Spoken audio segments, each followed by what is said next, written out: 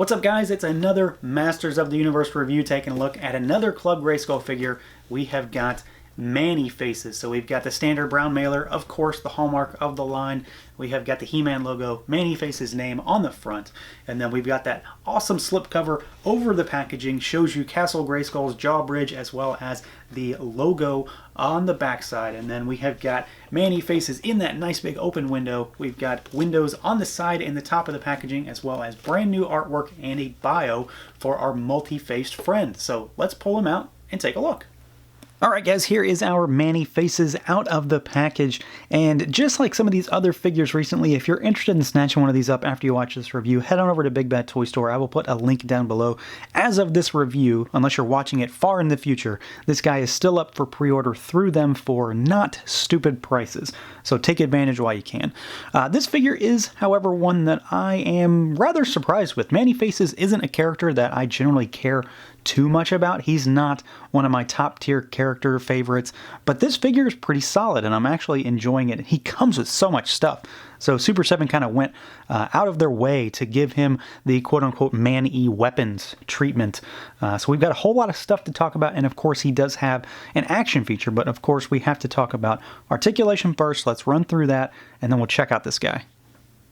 So as far as moving him around, for the most part, unlike the other two Filmation figures I've done thus far, so that would be Sorceress and that would be Tongue Lasher, I do not have any QC issues from the waist down. Instead, this time I've got one from the waist up. It's kind of an odd one too, but I know I can fix it. So it's another one of those cases where, yeah, there's something kind of weird with his articulation and joints, but I can fix it. So let's get to that. Head, of course, does not spin. I will talk more about the head when we actually look at the sculpt, because you want to see that close up. Arms go all the way out. They rotate. We've got some squeaky joints still. Bicep swivel, single jointed elbow, wrist hinge, and there's a lot of movement there. And then we've got rotation.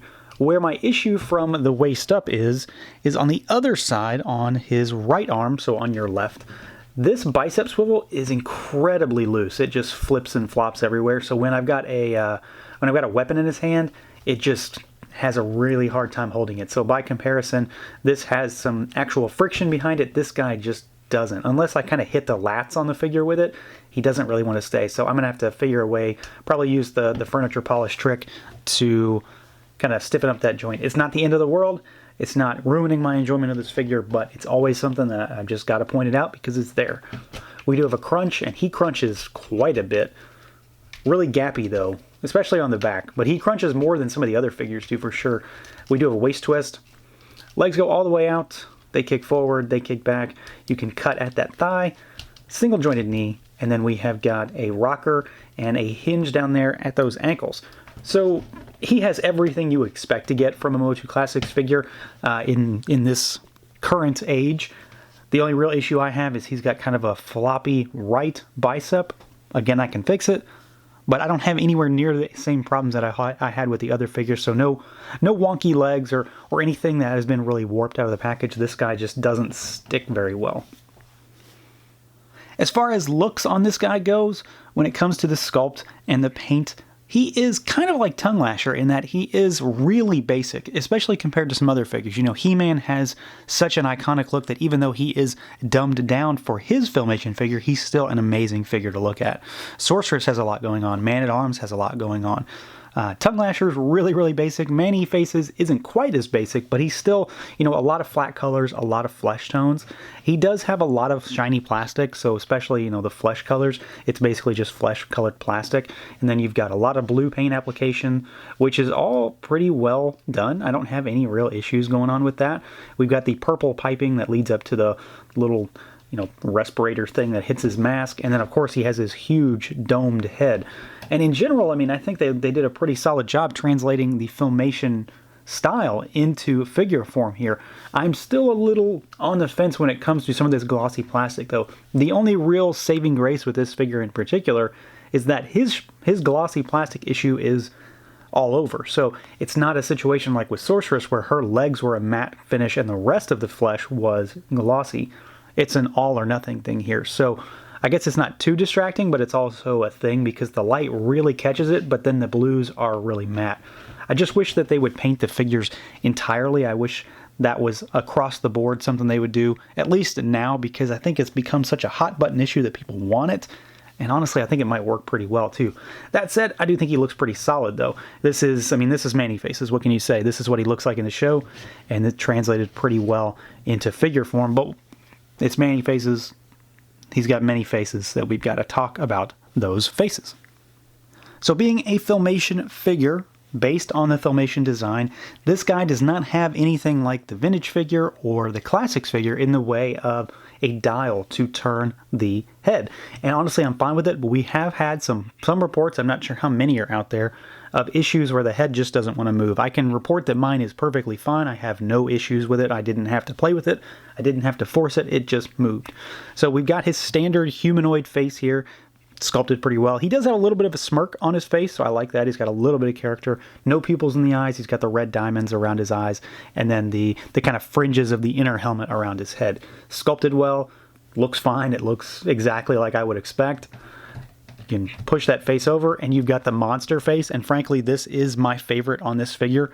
I generally like the robot face a lot, and I do like it on this figure, but this looks exactly like what I wanted it to.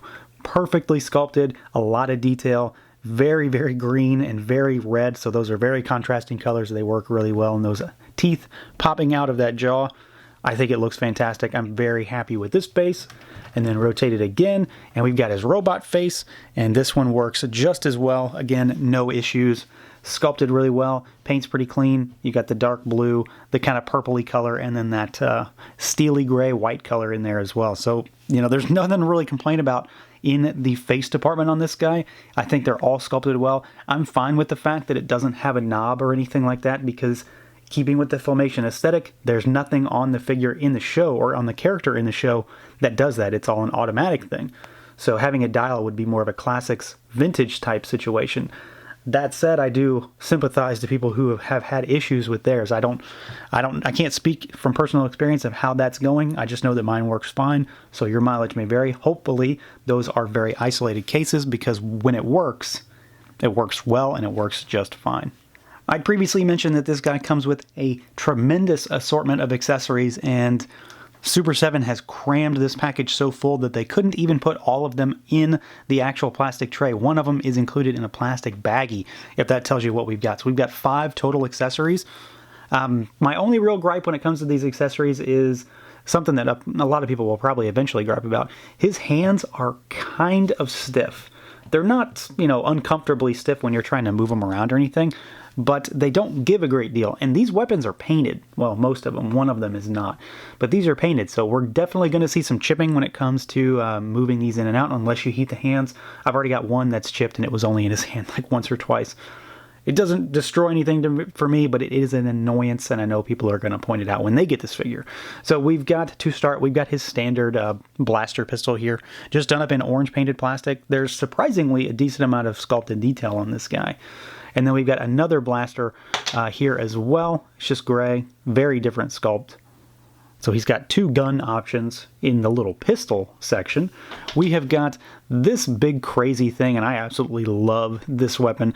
I'm not sure where some of these come from. I know they're all Filmation based. I just, you know, consult your Filmation encyclopedias and wikis to find out more. I'm not that knowledgeable about where every little thing comes from. So we've got this guy with this long barreled gun with this humongous blade on it. I think it looks really cool. I might end up using this when I display him going forward, just because it's so very different. It also matches his color scheme quite well. We have got this really goofy thing, and it, you know, it honestly does more than I would expect. It spins, so kind of windmill style blade. This thing is not painted at all. It's just gray plastic, so this won't have any kind of chipping issues. And if anything, this one's actually a little too loose when it's in his hand. It doesn't actually fit in there perfectly. It's almost right, but then it's just slightly loose, whereas the other ones are kind of tight, and I think that's coming down to the paint. And then the last one that we've got is this humongous lance. It's got some techno kind of cybernetic embellishments down here on the handle, and this is the one where I've also lost a little paint on it right down there, and it's got this pointed tip at the end.